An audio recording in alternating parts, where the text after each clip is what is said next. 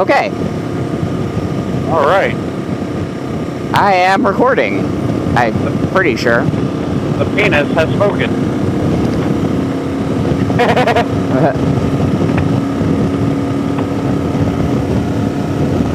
There he is, a weary traveler, all loaded up.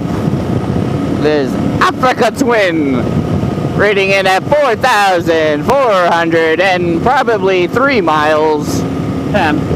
10 miles, 4,410 miles to Michigan and back. Michigan? No, Maine. Maine and back. Well, Ohio, then Maine. He went to Ohio, Tail of the Dragon. He went to Pennsylvania. He went all the way up into Maine. You said you did some cool highway up in Maine. How was that? The Kangamangas Highway. That was gorgeous. I rode the Kangamangas Highway with my dad's 2000 Indian. Gorgeous bike. I sent Jesse the picture, so maybe you can throw it up on the screen. But yeah, no, that bike was awesome to ride. It was my dad's bike, you know, so he rode his Fat Boy and I got to ride his Indian.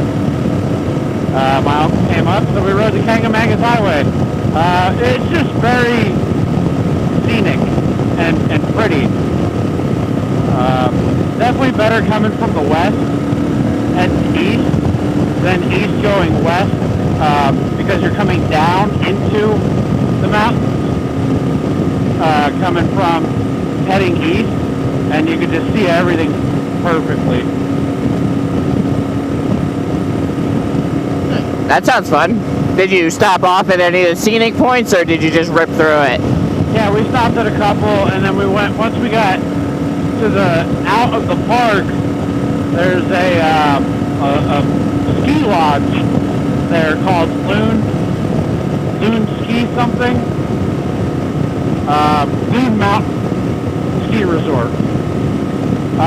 And they run all year round, but they have a restaurant bar type thing at the top of the mountain, so you have to buy tickets for the, not the ski lift, but the gondola. Right. And you ride the gondola up to the top, and you go have some drinks and stuff and hang out there. They got a lookout tower. The deck is looking over off the mountain, and like in the middle of the mountain there's this random lake that you're looking over. Really cool. And then yeah, we hung out there, we had lunch, and then rode back to my dad's house. Yeah, I rode his Indian the whole time I was there pretty much. I took this out a couple of times just to ride it, you know, with him. But I really liked that Indian. That thing was nice. That's cool. Did he customize it a little bit, or was it more stock? It's pretty much stock. All right, that's cool.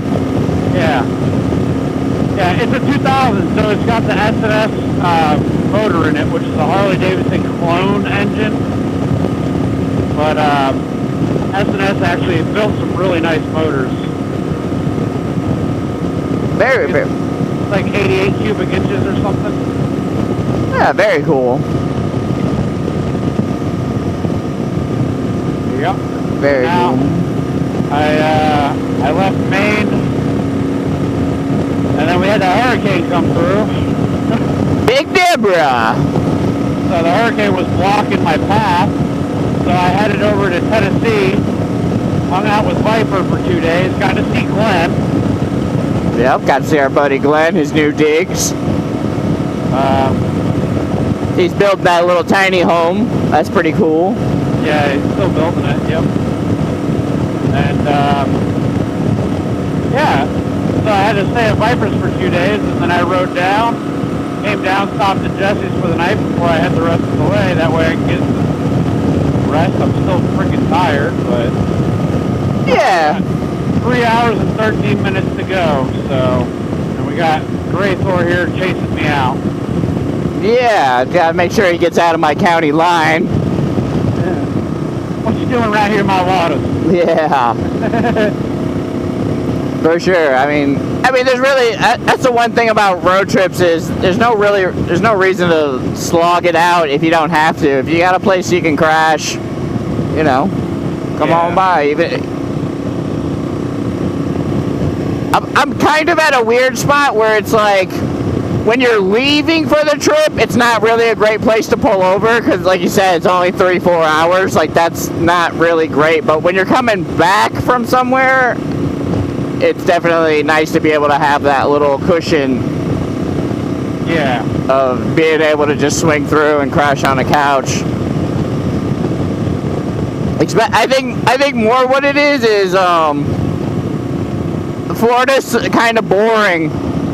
Yeah. So if you're already tired and it's like, oh, it's only 3 more hours, but they're literally the most boring hour ride you could possibly do when you're already tired. Yeah. Just a stretch of Florida shit. Yeah, I mean, that's what I always find, that every time we cross finally over into Georgia, back into Florida, I'm just like, I'm happy because I'm not winding through the mountains, but then I'm also just like, I'm tired. I've been driving in a straight line for ever now. I feel like I get into Georgia and I get anxiety. I'm like, I'm gonna get pulled over. Oh yeah, for real. I'm going to prison for going 2 miles an hour over the speed limit. They don't mess around in Georgia. Fucking super speeders. Absolutely. I locked that shit in. 2 miles under. Like, oh, is it 70 miles an hour? We're doing 65. You're not catching me. Yeah, my bike says it's 94 degrees out. Yeah. Yeah, you know, just a brisk winter's day.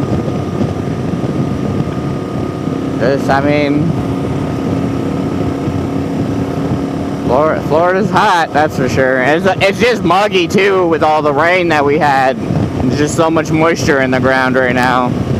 Yeah. I mean, it's good. I wasn't complaining. Big Deborah did. It messed up Sarasota and a couple other spots, but for us it was perfect. It was all the rain that we needed, that we missed out on this year. Yeah, but see, I would rather have rain like every day in the afternoons for like an hour to 2 hours than not have any rain and then it just all dump at once. Yeah. I mean, it was what it was. At least it wasn't crazy windy. I barely noticed it. I did, I took down some of my lanterns and stuff, but I really didn't tie anything down or my boat or anything. It wasn't even worth it. Yeah. And then I built my dad built that new fence around the back half of my camper. And that's really the only spot that I ever get hit with wind from the hurricanes, because it channels between the house and the garage and just kind of bumps that corner. That fence just made it like didn't even notice it. I only lost internet, but I never lost power. I had a couple like where it would like my air conditioner would almost die and then it would power back up. Oh, nice. So I was pretty happy about that, because I know a couple people did lose power for a couple hours. I know Kim said she lost power for like 3 hours. Yeah, there's people that lost power for like days. They're still without power. Yeah, for sure. I mean, there's still a bunch of people up north who are getting slogged with it.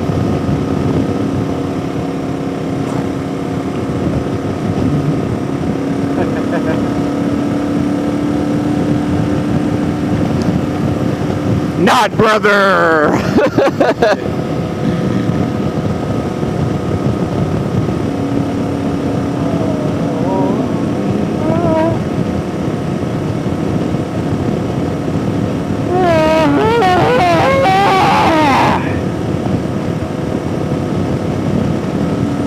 Yeah.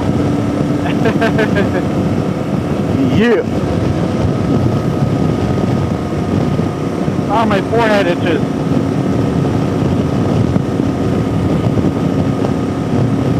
Yeah, I might stop at Circle K or something like that and get a Monster and chug it. Yeah, fair enough. Circle K or the race. I normally go to the racetrack. Either one. Well, if we go to the racetrack, that's where we're going to split off, right? Probably, yeah. Yeah, so let's just go to the racetrack then. All right. All good by me. Ow! What? Big ass bug just smacked me. Oh. I'm not wearing my jacket because it's so damn hot. Yeah, it is an air fryer out here today. I felt like I was going to have fucking heat stroke in South Carolina. It was so damn hot, and I got stuck in traffic, like bad, like stop and go for like, I don't know, it was only like 30 minutes, but man, it was, I took off my vest, my jacket.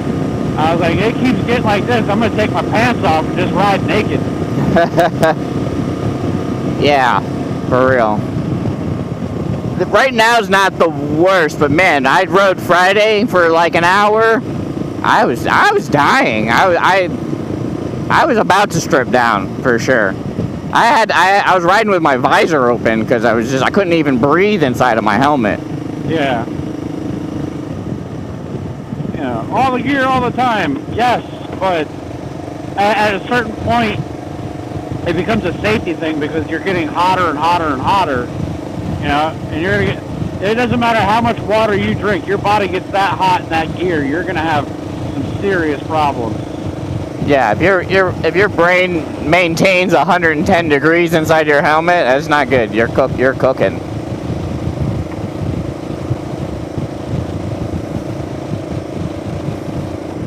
My eyes are watery. Yeah, and it was fun. And it was. I wore my my old helmet the other day too, the Built, and that has no vents in it. So, Yeah. so I was really dying. I was freaking. I was like, what the heck? And it's funny because it's like I have the vents in this helmet, and I'm always like, these things don't work. I don't understand why they don't work. But then you go to a helmet that doesn't have vents in it, and then you're like, oh, okay, yeah, all right. It is doing something. I like the vents in my Icon my Variant Pro. Yeah. The vents in that you can feel when you open them. Like, it's just like, wow, that works. Yeah. This helmet, not so much. Plus, I'm behind a fucking big ass windshield. Yeah. How'd you like the? That's a Puge, right? Yeah. How'd you like your Puge windscreen? Adjustable, great. Like, when I start out, like early mornings, I like to have it up, all the way up, and I just cruise, and then throughout the day, as it gets warmer, I put it down. Okay. And how'd it do on? I know you just said you got hit with a big bug, but how'd it do with bugs? Oh, it takes up most of them, except for when I have it down, then I get hit. Right. You know, like my shoulders are like just on the outside of the buffer zone, so like I can feel a little bit of the buffer, but like there's no buffering. My helmet's not being pushed around, like up or down. Don't do it, Jeep. All right. And how's the sound-wise in that helmet with the buffering? Oh, it's quiet. It is a quiet helmet because, like I said, like the bell I have, I think is a little noisy. Yeah. The visor on this started rattling. Yeah. I took the washers, or the pieces that hold the thing down, and and I flipped them when I changed the visor over, and it quit making the noise. So now it's quiet again. All right. I mean, I still hear like wind noise. Like it's not like as quiet as like a shoey or something, but it's decent. Yeah, still a quality helmet for the price. Yeah, I wish it had more venting, but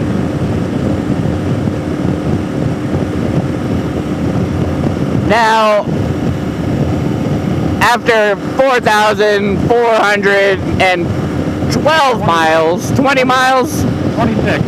4,426 miles on the Africa Twin 2018. 17. What mod would you like to add to the bike? Nothing really. I mean, it already has a bunch of mods to it, so I don't have nothing to compare it to, you know?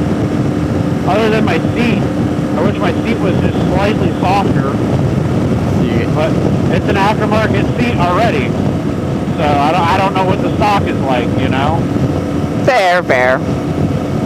Well, just personally, what would you like to have? Because you added, it's pretty much modded out. You got the hard cases, you got the heated grips, you got the upgraded rear suspension, you got the handlebar risers, you got your bark busters. Yeah, the only thing that I could say I really want to add is a better skid plate. But that has nothing to do with the riding of the bike. Like, the bike itself is great.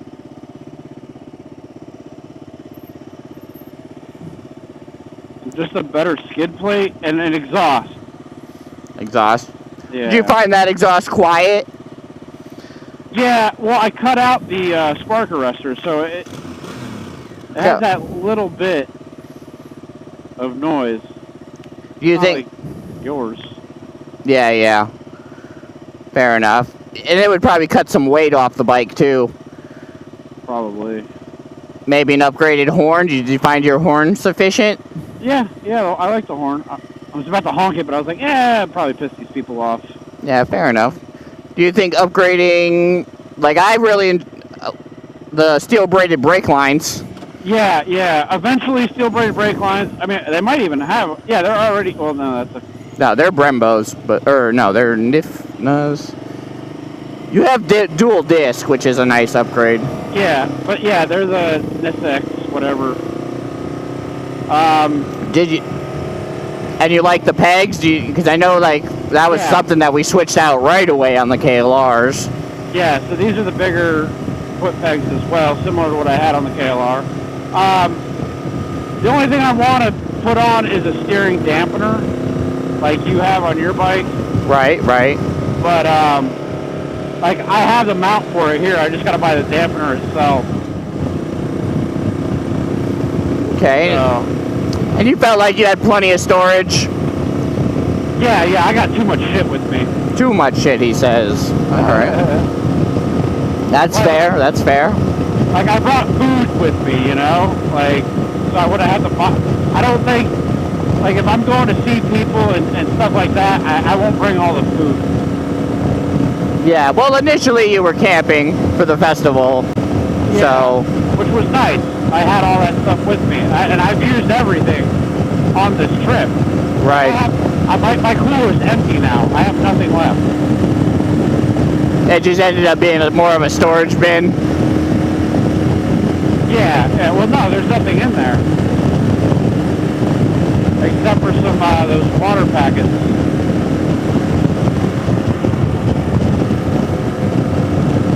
Now, would you consider getting a Camelback? Probably. The thing is, I just don't like drinking warm-ass water. Right. Well, some of them are coolers. Yeah. But I assume you're probably correct. They probably would get warm after a while. But the problem with the Camelback is I wear the vest, and this is already a really thick back plate on the back protector on the airbag vest. Right. It's hard for me to carry a backpack or anything like that because of this vest. Understandable. Yeah, just one more thing you got to take on and off. And you were saying you were going, what, about 2 hours before a gas station stop? Yeah, about 150 miles. 150 miles. Oh, yeah, probably about 2-ish hours, something like that, depending on terrain, obviously. So you're not really not around water and stuff. So if you really feel thirsty, you just buy yourself a soda. Yeah. Gotcha. You said you got too much storage. And then you felt like you had plenty of light for any nighttime riding that you had? Oh, those fog lights are great, yeah. Well, I actually could say, yeah, it is great light, because when we were driving back one night from the festival, my lamps were not adjusted properly in the van. They were pointing down to the ground, and your lights lit up the road more than mine did. And the Chevy van, so that was pretty funny.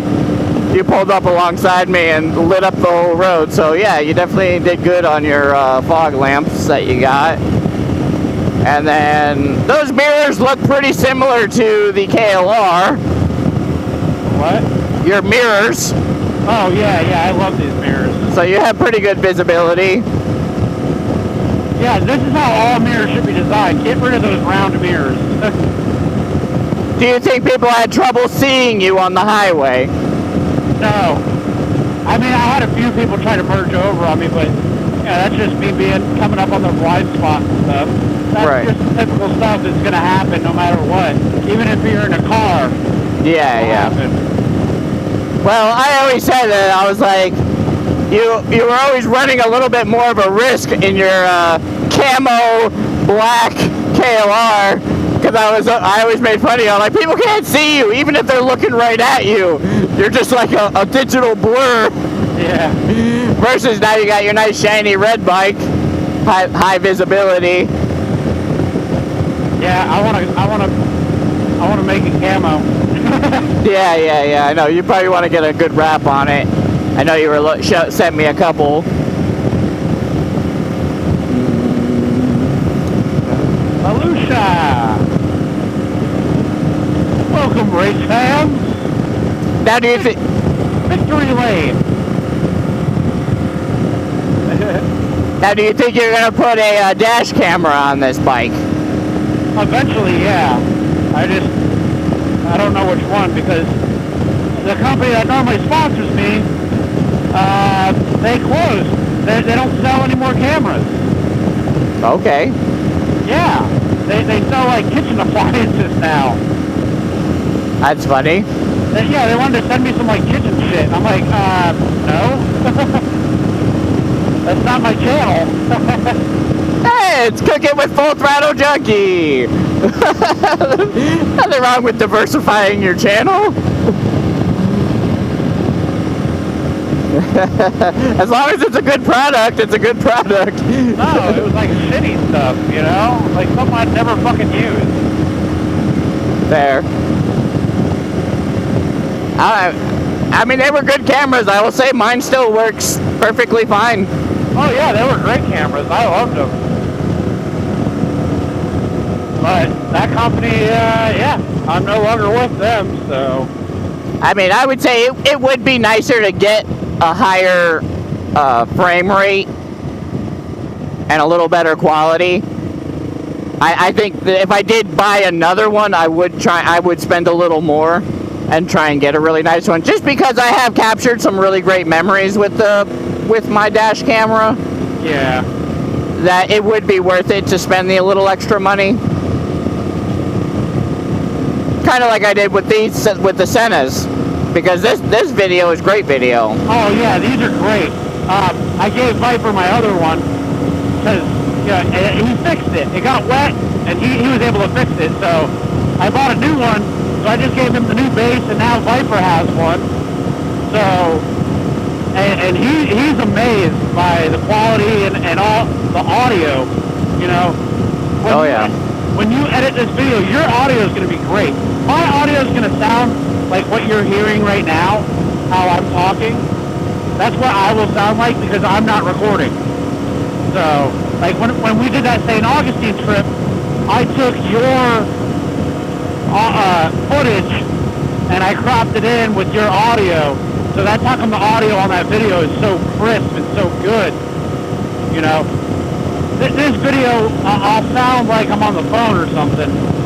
You know what you're hearing right now, but it's not terrible, and it's easy. It just makes the whole motovlogging setup just simple and easy to use. Like, you literally just grab your helmet and go. As long as it's charged and you have an SD card, that's the only two things you got to worry about.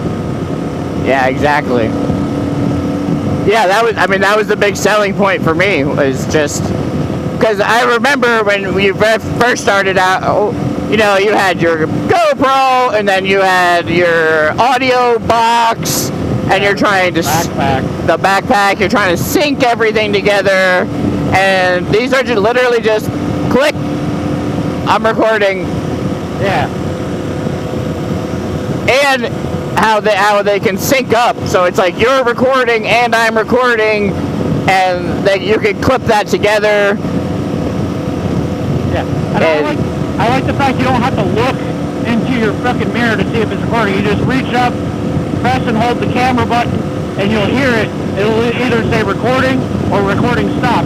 If it says recording stop, you're like, okay, I was recording that, so I can now click it again and start recording again. Yeah. And you can take pictures real easy. Yep. Yeah, you just push it once. So how did your dry bags work out for you? I know you hit a lot of rain with Big Deborah. They've been fine. You know, they hold water in the where you twist it up at. So you just, when you open it, you just have to make sure that you dump the water out on the, not into your bag. But the bags have been good. I like them. Yeah, kept everything dry, nothing got too terrible. No, nothing's wet. And obviously we know the tusk boxes are good. Yeah, we put those to the test on the last KLR. These ones are different though. These ones have the latch, different latches. It has that cable on the inside to hold the lid up. Yeah, you can definitely see they're making improvements. They're not just being like, all right, this is our product. You can see where they took customer feedback and tried to improve them. Yeah. And they pop on nice and easy. I mean, I love them. I love the hard cases. I don't like the soft bags. I understand why people get them. And it's not that they don't work, but I just think the hard bags, you know, they pop on and off really easy. You know exactly how much stuff you can carry and can't carry. They're also like a little extra bit of a roll cage. Yeah. You know, well, the thing is, like, the soft bags are good if you're doing like heavy off-road stuff. Correct. But if we decide that we're going to do heavy off-road stuff, what we do typically is we'll go out and we'll set up base camp, and I'll take the hard cases off and leave them, and then go do the off-road shit. You know, I'm not doing heavy off-roading with the hard cases on. That's how you break a leg. Yeah, definitely. Break a leg, Kiki.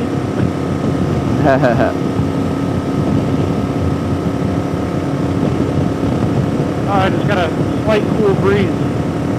And it's gone.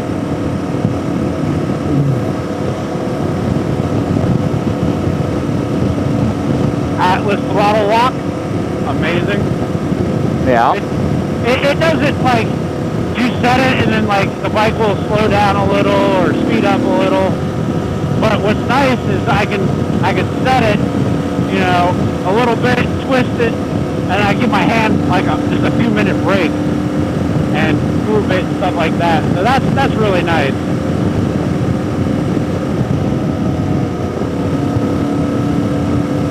Yeah, it's nice to be able to release the grip a little bit, and you know, pump your forearm a bit.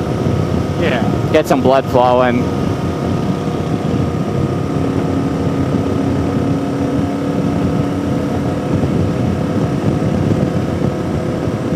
And you got your power station that works fine. That kept all your stuff charged up. Yeah, that it broke, but it still works. I just have to reach my finger underneath and push it forward and plug it in. It like fell out of its housing. So I gotta take it all apart, look at it, maybe glue it back in or something. Gotcha. I like how it tells me my volts, you know? Right.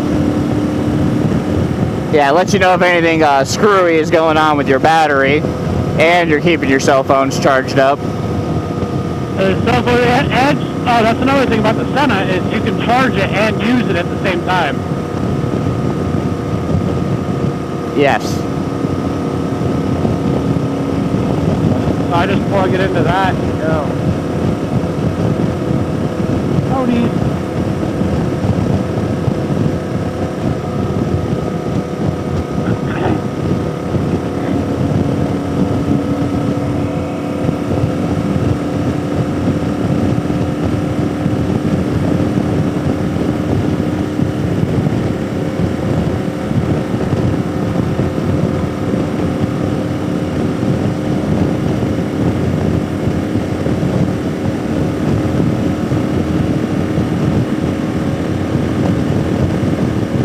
I think I am going to have to change my crush dampener in the rear wheel. I feel it clunk every once in a while.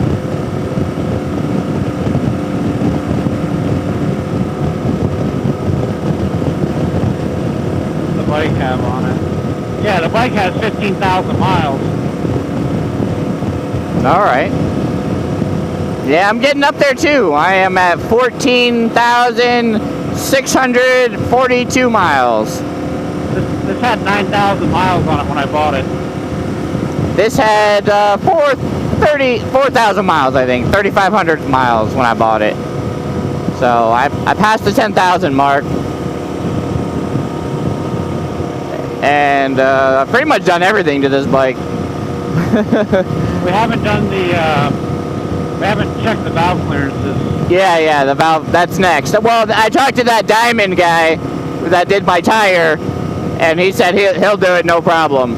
He said, and he says I can, if I just order all the seals. Yeah, it's just a valve cover gasket, that's it. Yeah, just the valve cover gasket, and he says he has no problem doing it. So that's pretty cool. And he's not a super old guy. He's probably like 50s, low 50s. Okay. So I'm happy about that. Just because like he seems like he's very knowledgeable, but also like I hate like investing a bunch of time with a mechanic and then they like retire. Yeah. I know this guy's at least gonna be around for another 10 years. What's your other mechanic's name? Bud? Bud, yeah. Yeah, I never know. I'm so scared. I'm always like, one day I'm just gonna come up and Bud's gonna be like, yep, I'm done. But I'm not too worried about it now because I don't have the truck. Bud's a good guy. He really did a lot of work on the truck. But I really shouldn't have any problems with the car anytime except for just alternator and dumb shit. Yeah, oil. I'm not too worried about that. Brother!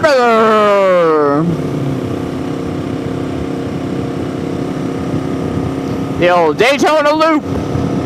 Yeah. Saturday. Are we doing bike week when it comes around again? The vintage races? Yeah. And I will go to the vintage and bagger weekend. I won't go to Daytona. Why not? Daytona Bike Week? Are you kidding? My uncle plays at one of the bars there. I guess. I don't know. I drove through Bike Week one time with my car last year or 2 years ago on accident. And I was scared in my car. I just didn't want to hit a biker. I was just felt like, but I mean, like I said, I mean, if you want, and I'm usually off, but I don't usually go there. But if you're more than welcome to come up, and we can drive in and see your uncle play. Yeah. I'm not opposed to it, but I'm not gonna. It's not like a priority for me. Yeah. Now the vintage races week, that was cool. I would do that again. The King of the Baggers. Yeah, we'll have to film a video or something for that. There's a 7-Eleven, I think, that's right here on this corner. You want to go there instead of the racetrack? Okay, you like the 7-Eleven better? It's just a little less crowded. Okay. Yeah, I normally just hit that racetrack. It's right there. I mean, it is right there, but it gets crowded down there on the weekends sometimes. So I've been using this 7-Eleven. Gotcha. Yeah, I'll probably top off here. Oh, God bless America. So I know I haven't posted very much on my channel. I've been a little busy. I haven't really been riding. I have been making videos, but I had not really been editing them. I know a lot of you who follow me probably saw the video me and Full Throttle Junkie did out to St. Augustine a couple weeks ago. This was just a small video of Full Throttle Junkie, the tail end of his trip. I hope you enjoyed our little chat. I am on my way back home. I'm soaking wet, actually. I hit a massive pocket of rain, and I am soaked to the core. So I'm going to be happy to get in my trailer and dry off a bit. The bike is running great. Got that new tire put on. I ended up popping it, the rear one, so shout out to 3D Cycle Parts for shipping me a new tire in a timely manner. And yeah, I'm about to hit the road again, not on a motorcycle, but just with the festivals. And so I won't be back till October, at the end of, I'll say September, in all fairness. But I will be hitting the road myself in our vans. I will be going to Louisville. I will be going to Tulsa, Oklahoma. I will be going to Salt Lake City. I will be going to Sacramento. And I will be putting down quite a few miles. But anyways, I just wanted to pop on, make a quick video, say hi to all y'all. Sorry I haven't been able to make too much content. And hope you all pop over to Full Throttle Junkie's site and catch up on him with some of his recent big trip that he has taken. And on his new bike, he got the Africa Twin, which is a great little bike. I did get a chance to hop on it. All in all, he's had a really great trip, and I'm very proud of him for getting out there and putting some serious miles down on his bike. But anyhow, I will catch up with y'all when I catch up with y'all. Great Thor Rage out.